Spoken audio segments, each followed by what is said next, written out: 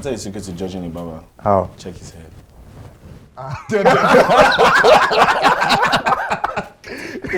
Bros, remove this thing.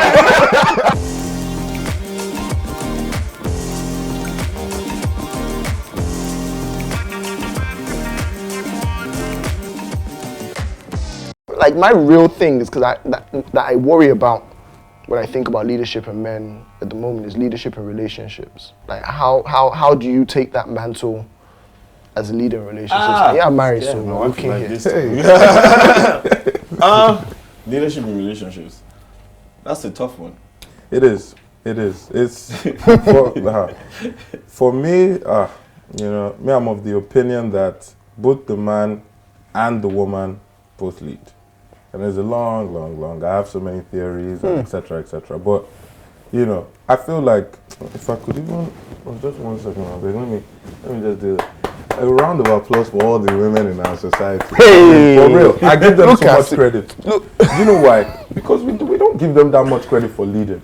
They do. Yeah. Let me give you an example. For example, if I'm in a relationship and I'm an alcoholic, right?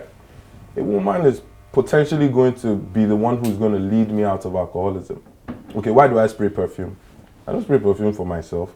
I spray it so that when I go out, one day will now be like, this guy, you're smelling well. So anyways, most things that we do, blushing in that moment. most things that I'm doing it for them. For them, yeah. And they're the ones who are, for me, they lead a lot of what is going on, even if they lead silently.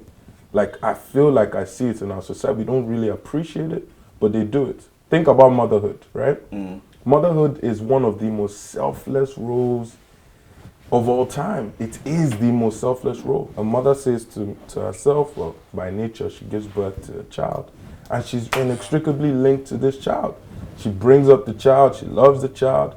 When Doc is in the studio giving us some beats and all that, respectfully, his wife is at home with the child and is taking care of the child. Not that he doesn't play the father role. He does.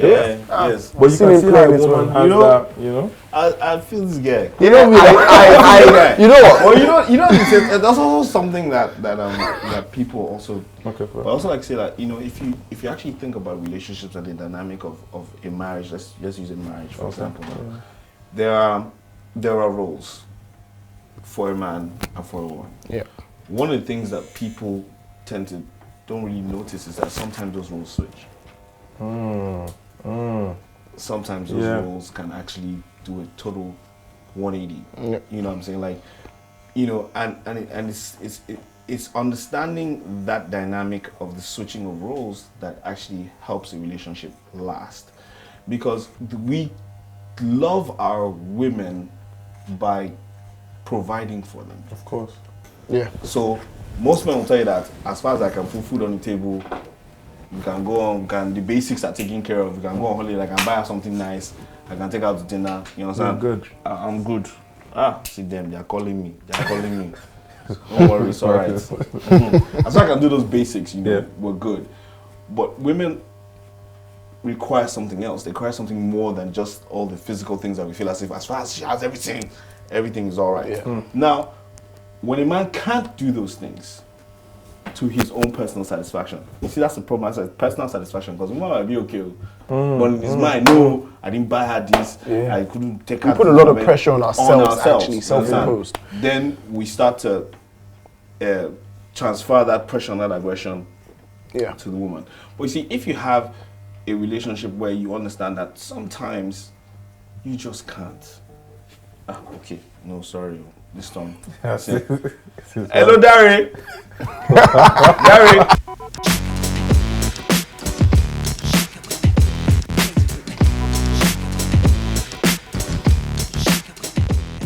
Well, you're the kind of man who wants to accept that women and men have these different roles to play. What about men who are not willing to accept it? Guys who are like, actually, man, it's my way or the highway. Like, I don't really care about you. I'm going to I'm the one that is. You know what this thing resemble? Oh. You know what it is? What is it? What can you see there?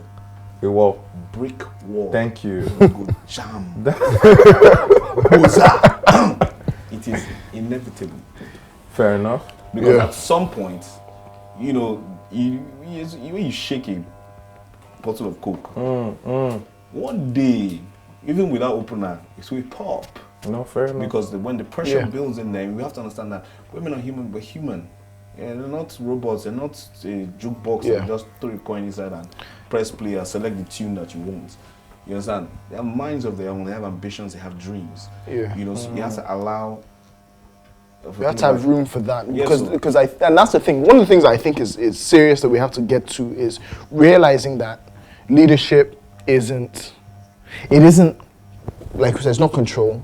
Balance and roles change, but leadership is all of that. Knowing when your role changes is part of leadership. It's not actually that she is now necessarily become the leader. I believe according to the faith, according to the Bible, it says that men are called to be leaders, right? And one thing is that Jesus was called to be leader. The Son of Man came, and he didn't come as a leader that must rule over and dictate. He said he came to serve. Leadership is service. Yes. Like when the president gets voted, yes, he's now the leader of the country.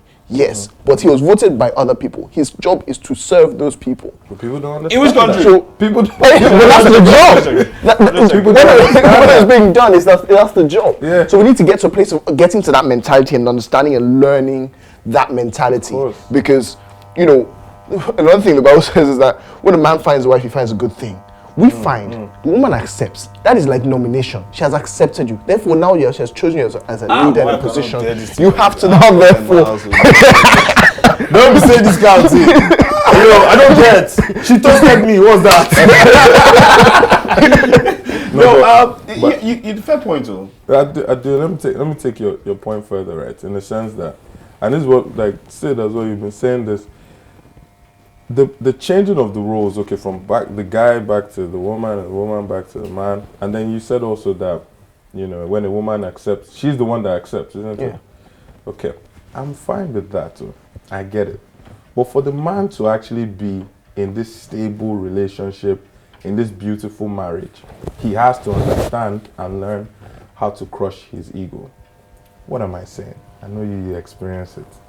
Right on, brother. Yeah, trust me, daddy. I know what you're saying. The crushing of the ego is the most difficult thing any man can face. Me, I'm a single guy. I'm out here in these streets trying to find love of my life. Hey, there. Put his number there. I didn't know. Nobody should quote me, but no. I'm being honest, right? For me to even approach a female, right, I need to understand how to crush my ego. It's just like saying, man, the death of something will now allow something else to rise. Like something has to die in me for me to now be a better person for her. It's like we walk around so many guys not understanding how to let go of the ego. Yeah. I'm a man. I'm this. I'm that. And sometimes I wonder where actually the pressures come from in our society. Where does the pressures come from? I can tell you very easily. Please, I really want to know. When you go somewhere like this now, you go for dinner, then you understand, maybe you pull up in your Toyota, and the guy pulls up in his Range Rover. You understand? Or the wife is carrying the Birkin and your own is carrying YSL. You understand? There's difference. And the thing is, we tend to put ourselves under pressure because you know that she likes nice things. You understand? Then your mind, you want to provide, you want to be the.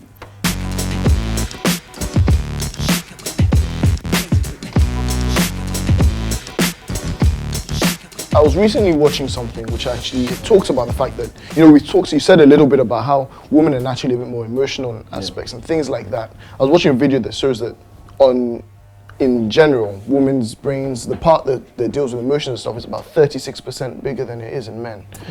So when it comes to that, so sections of the brains, men's size is a bit bigger and the woman's size is bigger in other parts.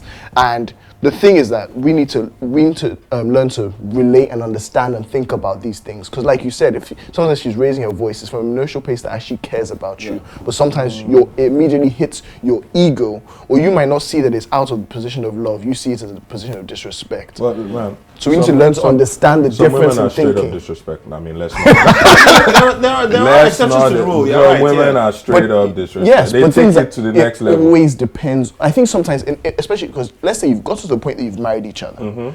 So that position, that disrespect, must have a source that was legitimized somewhere in that relationship. Is that was that in the way that you started reaching out to her? Right there. This way you're trying to rope it. No, because it didn't work. No, it's true. Because when you started, because if you're thinking about it, if it's like, okay, let's say I understand what you're saying. Let's say, okay, fine. All of a sudden, your wife is grumpy. She's every time you talk, she's snapping back at you or whatever. It didn't just start. It's something that has happened in the past. This thing. But you see, more often than not, when you go back and actually look at those situations, it's just because you saw something she didn't see. Because as we are logical, strategic thinkers, we're thinking 5, 10, 20, 100 steps ahead of, okay, if we do this now, in 6 months, in 10 months, in 1 year, what would happen? She's, at this point in time, the emotion is based on that particular situation. Now, when you've now made a decision that is sometimes, and one of our problems is also explaining. It's communication. Communication, yeah. So, when you've made a decision and she's not getting your explanation, you say, you know what, veto power. I'm the head of the home. This is what I'm going to do. Blah, blah, blah, blah, blah. See, there you've now. That's the first problem. That's the first problem.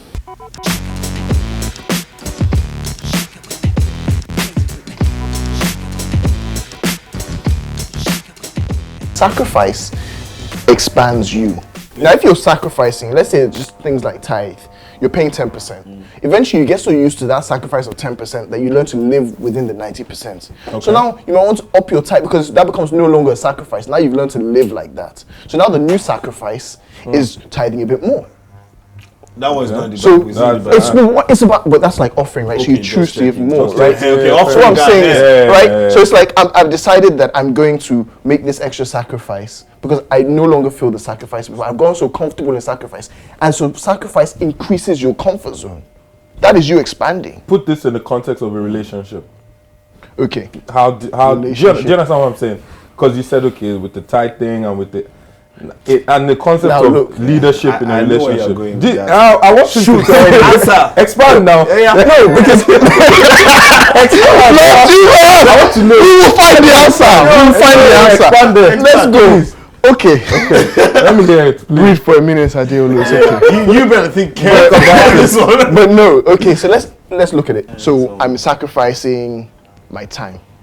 Right? Okay. Like she wants to do this and this every once in a while. She likes every Friday is date night. Okay. So now you've committed your Friday. Now your guys want to holler at you and they want to do some turning up or this and that. It's been a while since you've seen, like, okay, no, Friday night is date night. So I'm making that sacrifice, doing that. You expect, because what it is, eventually through that time, you're building your relationship with your girl. You've now built a connection and understanding on a different level that means that come different issues, she has seen, because once she understands that sacrifice that you made for her, that thought of that thing that you sacrificed for her. Uncle Teacher, please. Me, I've not married you, by the way. This is where I'll ask you something. You said I was with you 100%. I was as well until once she understands the sacrifice. You see, your sacrifice. But she will. Stop it. Your sacrifice is also based on the person understanding that it is a sacrifice. I think that. You understand what I'm trying to say? Look at him, he's making me sweat. Because people assume that it's a right. Thank you. So what you're doing is not sacrifice. You're doing what you're supposed to be doing. As in, I expect this from you. I don't.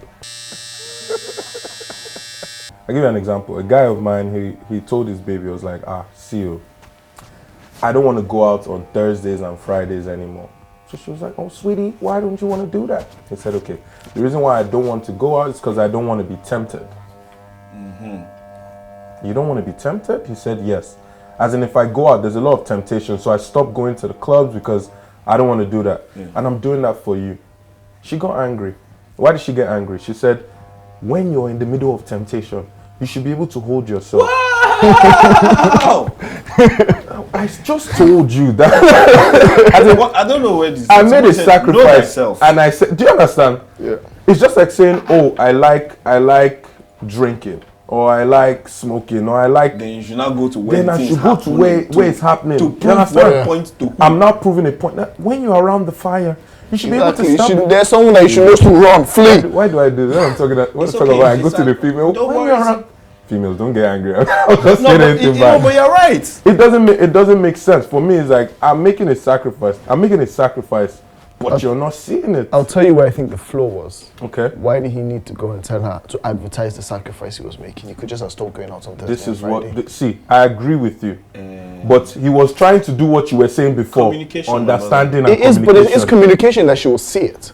No, Not everything has to be said with You were words. trying to you told us about communication now. That's what she was trying to do. No, see, this is look.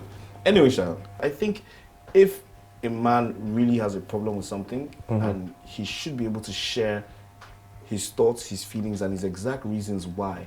The problem is also is that in that particular situation for me, is her understanding why he would come to me and tell me that he doesn't want. Before you react, that's where our logical thinking comes in. Because before you open your mouth and you tell me this thing, you just told me there's a reason why you did it. I want to know that. I want to process that reason in my head before I react to you. Because you're not going to just. A normal guy will keep quiet and say, "Babe, I don't want to go out. I'm not going out." That's it. Period. Next Friday, aren't you going out? No, I'm not going out. I just want to play Xbox. I want to watch a movie or something. You've not been going out since. I just really don't feel like doing anything. I'm bored. That's the approach you should have taken. Yeah. But if a guy actually tells you that, CEO, I don't want temptation. First of all, he's looking for trouble. That's a As bad in, it was leader. wrong. Literally, It was wrong. It was a poor choice But of movie. he thought to himself. He thought he was being. He was open. leading. He was open. He was telling honest. her. He was Sometimes being you see, honest. sometimes the problem is sometimes in life we need to learn to not overcorrect ourselves. Okay, fair enough. Like that's a thing that I think we need to learn how to find balance as men. We'd be like, okay, I know that people have an issue with men doing this and this and this, so let me go all the way here. You don't need to go all the way there because there are problems there too. Damned if you do, damned if you don't. You can't wait. Correct if you just stay in the middle.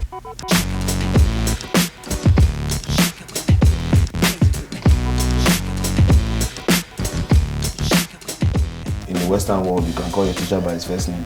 Not, not Mr. Akpan. You call him David. Hi, David. Hi, David. Hello, Dad. David, I was wondering. I was knocking. The barber shop is closed. Yes. Dr. Sid is in the building.